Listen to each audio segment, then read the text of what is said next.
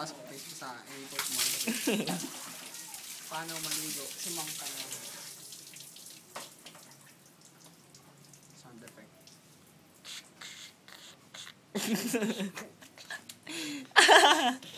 Uy, God.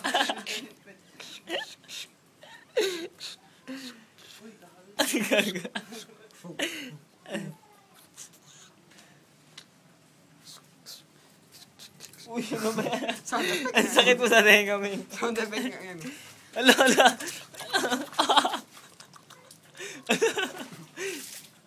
Ala, ligo niya. Ala. Kita na yung puta. Kita na yung bubot. Bako. Ayla. Kita yung bubot. Ito, to. Ang likod mo naman mag-video din. Siyempre, natatawa ko eh. Ay, oo nga, no, wala pala siyang puno. Ala, kita yung bubot. Puro wala naman. Si Mang Kanor. Tapos may lumilipad na laking bibi. Na mas pinasarap sa extra seasoning. Laking bibi with extra seasoning.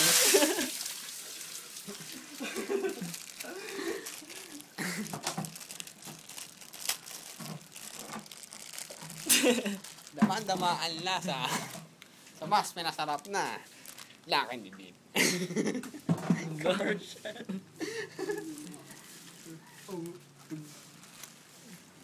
Ang bilis maligo niya ba ako?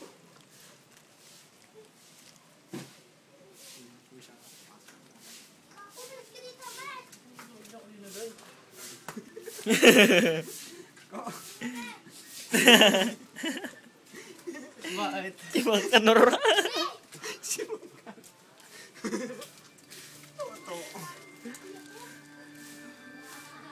Oo, to. Kasi nakapatay ang ano dito. Hindi naman ito. Paabot nga. Nasaan na? Hindi ito yung isa. Ito dun sa loob. Oo, hindi ko nalabas. Ala, si Mang Kanor. Hindi ko nabahan sa amin.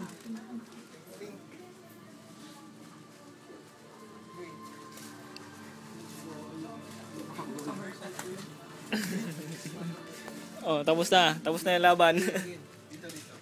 Ay, hindi pa pakinalang natin yung Ming. Pang-commercial muna natin, man. Nari, okay, nagpa-commercial. Dito. Ano? Wait. Hmm. Kung minsan, talaga hindi natin makuha ang tamang lasa ng ating kinakain na noodles. Kaya meron naman kaming ginawa na para sa mga mamamayan na mga gustong madama ang talagang langit sa lasa ng pancit canton. Kaya ipinilabas namin ng bagong laking may beef na beef. Mas pinalasa at mas pinasarap. Pinaamura pa. Pinasarap ito dahil mayroon na siyang extra laking may seasonings na beef flavor. Kaya dalawa na, mas malasa.